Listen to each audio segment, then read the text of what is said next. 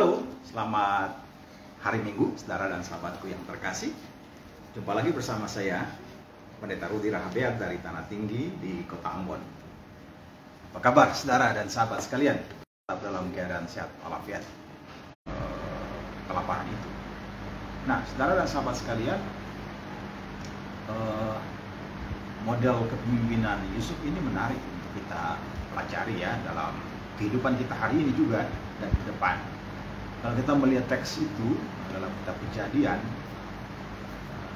Firaun mengatakan bahwa mengapresiasi Yusuf sebagai seorang yang hebat. Pertama karena dia dipenuhi oleh Roh Allah, ya. Kalau kita terjemahkan dalam Perjanjian Baru itu Roh Kudus. Yusuf dipimpin, dituntun oleh Roh Allah, artinya bahwa yang membuat dia hebat adalah Allah melalui Rohnya. Satu hal yang penting dalam ciri seorang pemimpin yang berdampak, yaitu dia bergantung kepada Allah, kemudian dia percaya bahwa Allah itu dia di dalam roh. Yang kedua, sahabat sekalian, Firaun juga mengapresiasi Yusuf sebagai seorang figur yang bijaksana, ya, yang wise, ya, memiliki wisdom.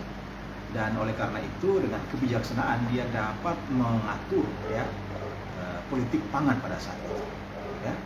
Ya, hari ini kita harus sadar bahwa kebijaksanaan itu menjadi satu virtue atau keutamaan nilai yang harus kita pegang, ya. Itu bukan berarti bahwa yang lain tidak penting, ya. Kekayaan, jabatan, kepintaran itu juga patut kita apresiasi, tetapi kita ingat cerita Salomo, ya, dia ditanya apa yang kau minta, dia mengatakan aku minta hikmat, ya, aku minta kebijaksanaan, karena ketika kita menjadi orang-orang yang bijaksana maka kita akan sanggup mengambil keputusan yang tepat dan berdampak baik bagi orang banyak. Dan itu juga berarti kita menjadi bagian dari orang-orang yang menghadirkan kesejahteraan bagi orang lain. Yang berikut, para sahabat sekalian, yang saya coba dalami dari teks cerita tentang Yusuf di Mesir dalam kepemimpinan dia, yaitu bahwa dia bukan hanya tipe pemimpin yang duduk di belakang meja, ya. Dikatakan bahwa dia kemudian turun ke lapangan, ya. Turuba, ya, istilah sekarang, ya, turun ke bawah.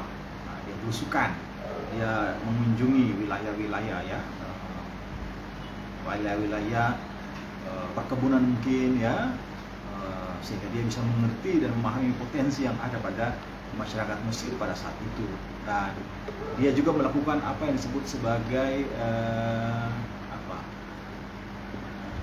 menyimpan, ya, penggudangan, katakanlah demikian. Artinya bahwa hasil yang melimpah tidak dikonsumsi secara luar biasa, tetapi ada yang harus disimpan, ya.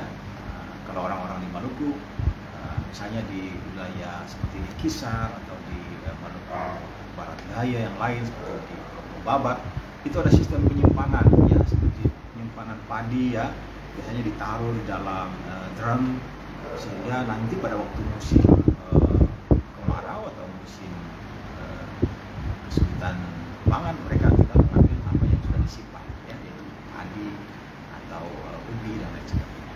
Jadi kita belajar bahwa kita menyiapkan untuk mengantisipasi masa depan dengan saving, dengan menyiapkan bekal untuk masa depan.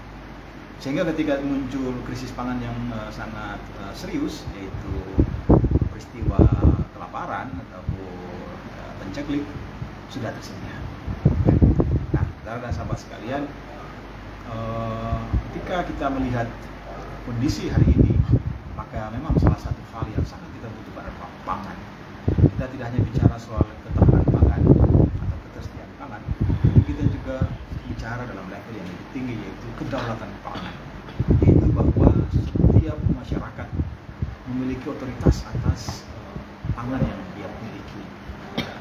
Ya, misalnya dia berhak untuk benih yang dia punya, dan dia tidak kemudian diambil alih oleh perusahaan-perusahaan, hak patentnya diambil, sehingga apa yang menjadi milik masyarakat kemudian diambil alih oleh perusahaan-perusahaan besar, dan itu membuat ketergantungan masyarakat kepada korporasi-korporasi, dan ini sangat membahayakan. Artinya masyarakat tidak lagi berdaulat atas miliknya, tapi sudah diambil alih oleh korporasi atau oleh kelompok-kelompok oligarki, dan itu sangat tidak adil, saudara dan sahabat sekalian. Nah, saya rasa ketika kita berbicara berkhotbah, kita tentu tidak hanya bicara pada level yang paling mikro, paling kecil, karena ketika kita tidak juga melihat ada masalah-masalah yang sifatnya makro, yang sifatnya global, itu berarti kita hanya menambal saja bocornya, tapi kita tidak menyelesaikan masalahnya secara lebih substansi. Nah, saya mau katakan satu hal lagi berkaitan dengan itu.